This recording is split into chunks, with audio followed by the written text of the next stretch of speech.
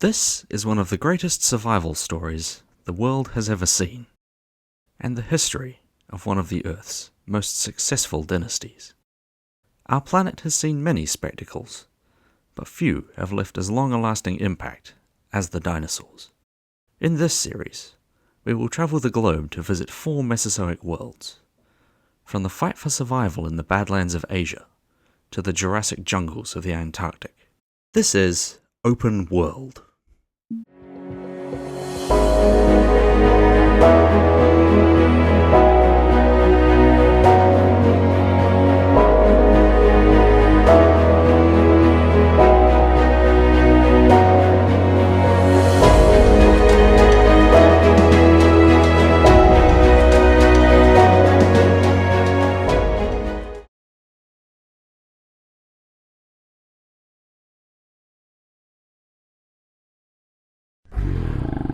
In the late morning sun, groups of herbivores have gathered at the edge of a river. This waterway is a tidal flat at the edge of an inland sea. But in over 100 million years' time, this place will be the edge of a desert. In the late Cretaceous, Australia is inhabited by very different creatures. These are Matabarosaurus, a type of ornithopod. They travel in groups for protection, but they are towered over by the titanosaur, Savanosaurus.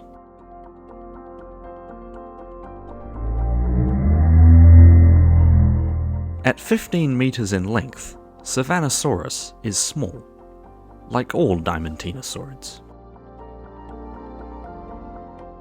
And smaller herbivores here, like these dryosaurs, are taking advantage of a new food source. The herd is being watched. Australovenator, a 6-meter distance runner and expert hunter. This is an adult male, and he's accompanied by his offspring. The predator is being cautious. One false move and their efforts will be in vain. Today, they might just be in luck. Young animals still have lots to learn. And this juvenile Matabarosaurus is looking for food.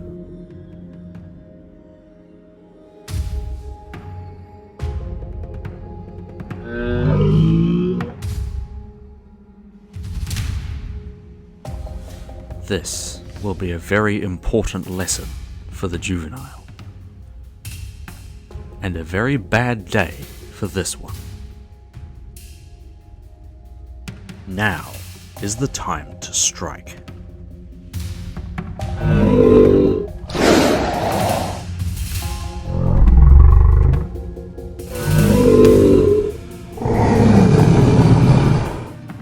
The hunter is too late.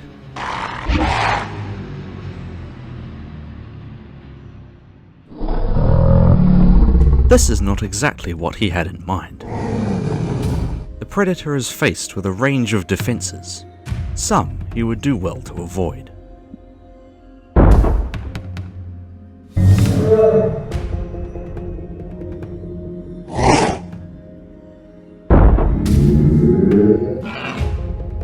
The smaller herbivores he can handle, but faced with a 20-ton sauropod, perhaps the best option is to back off. He returns to his offspring, empty-handed, but having taught her a valuable lesson. Unless he can find food soon, they will have to go hungry. But out here, on the edge of the inland sea, there is more than just land food. For a starving hunter, anything is an opportunity. Even a pterosaur, like this Ferodraco. Especially one that's coming into land.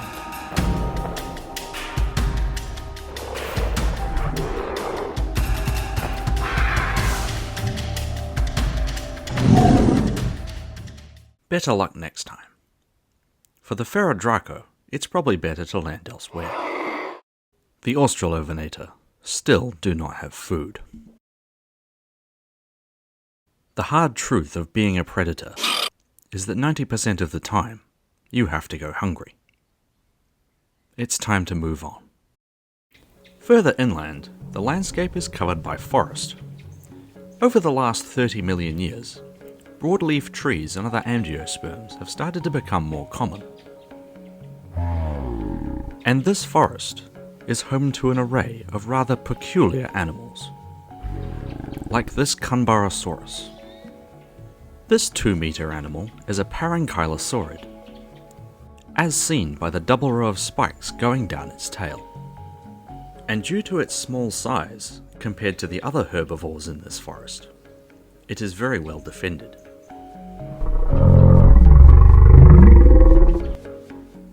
Matabarosaurus. These herbivores are less solitary than ankylosaurs, and in a world full of deadly predators, numbers can mean everything. The Matabarosaurus are not the only new arrivals. These dryosaurids have come here to feed as well. This behaviour is known as communal feeding. All these animals have different methods to watch for danger. The ankylosaur has an extraordinary sense of smell, but the dryosaurids have better eyesight. With similar behaviour to modern meerkats, one of the dryosaurs stays behind while the others spread out to feed.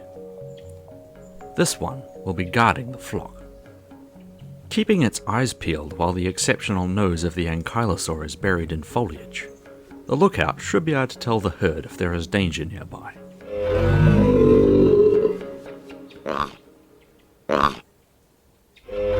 With so many hungry mouths to feed, fights over food are inevitable. The young Matabarosaurus is stubborn enough to not give up this plant, but the dryosaurs are persistent.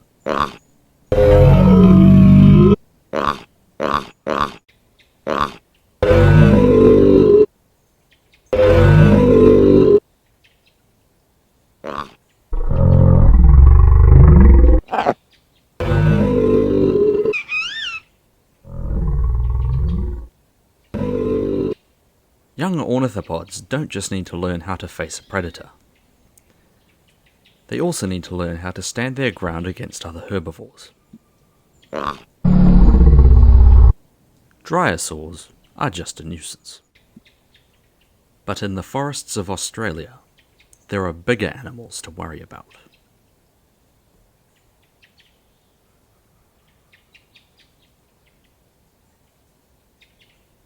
Deeper into the forest, the Australovenator is resting, his offspring nearby. While Dad is asleep, the ever-inquisitive youngster is amusing herself. It can be difficult to keep yourself occupied in between hunts.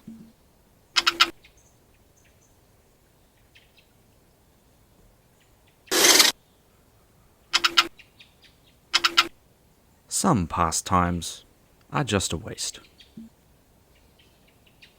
Perhaps it's time to rest. As is so often the case, there's always something in the forest that can interrupt your nap.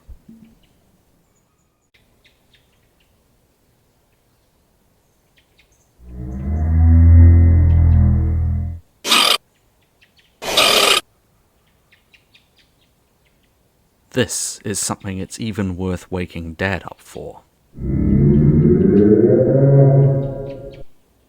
An old bull Savannasaurus. The sauropod is twice his size.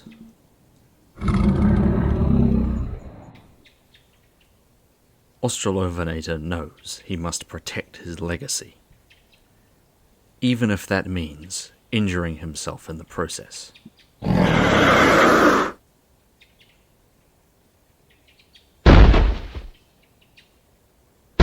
The bull is almost 70 years old.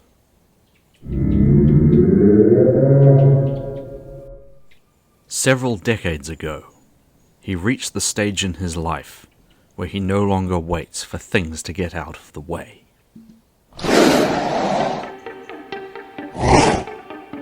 Taking on an animal nearly 40 times your weight is a huge risk. But the Australovenator must defend his offspring. He doesn't have to kill the Savannasaurus, only drive it off. And the only way to do that is to attack.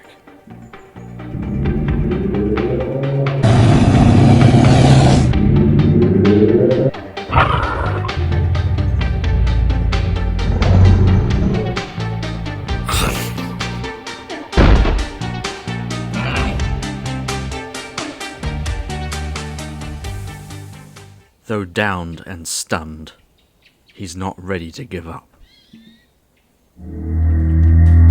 The Savannasaurus has misunderstood his victory.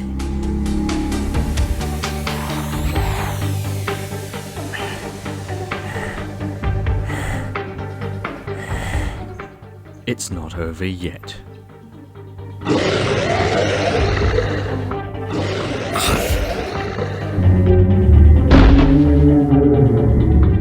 A well-placed kick, and it's all over. The impact may have broken several ribs, possibly causing internal damage that could lead to a slow and painful death. The sauropod gets away with minimal wounds.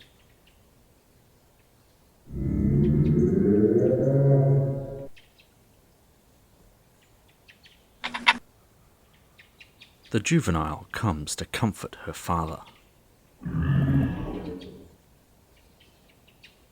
Unfortunately, this means that her future is now in the balance.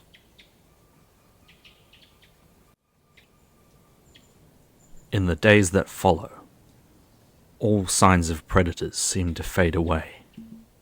Most herbivores still appear skittish, but it is clear that the Australovenator has not been able to hunt. Though it has been nearly a week, the old Savannasaurus seems not to have recovered from his wound. The bite from the Australovenator may have become infected. As evening approaches, most animals start to lie down to sleep. The Cambarosaurus are still somewhat active.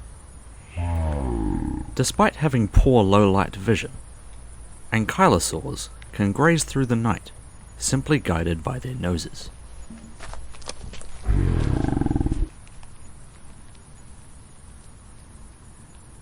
The nocturnal landscape of Cretaceous Australia is eerily quiet.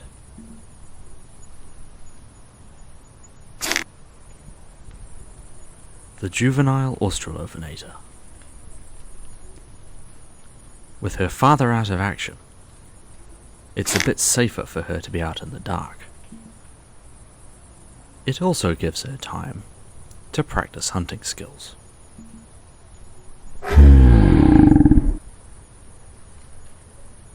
That was not aimed at her.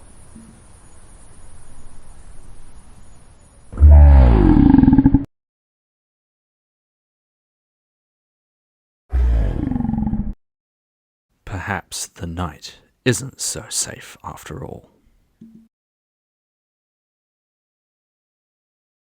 If she stays completely still, the predator might not detect her.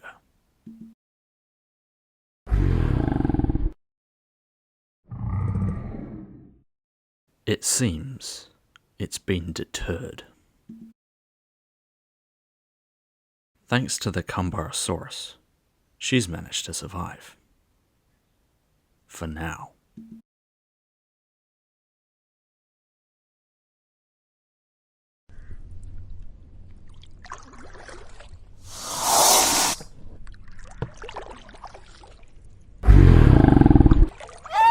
Over a month has passed, and life along the river appears to be peaceful. Predators are key to the stability of an ecosystem, as they keep the herbivore population under control. The old Savannosaurus lies dead on the bank, though he appears to have died naturally. There is still no sign of the hunters. Though this does seem to be the case, this female Matabarosaurus is still wary. Unfortunately for his mother, however, caution is the last thing on the mind of this juvenile.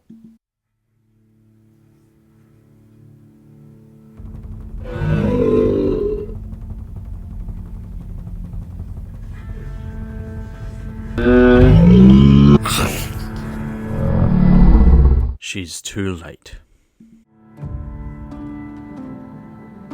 The rulers of the river have returned. For Australovenator, this is a welcome meal. But for Matabarosaurus, it is nothing more than part of the cycle of life and death on the shores of this great southern continent.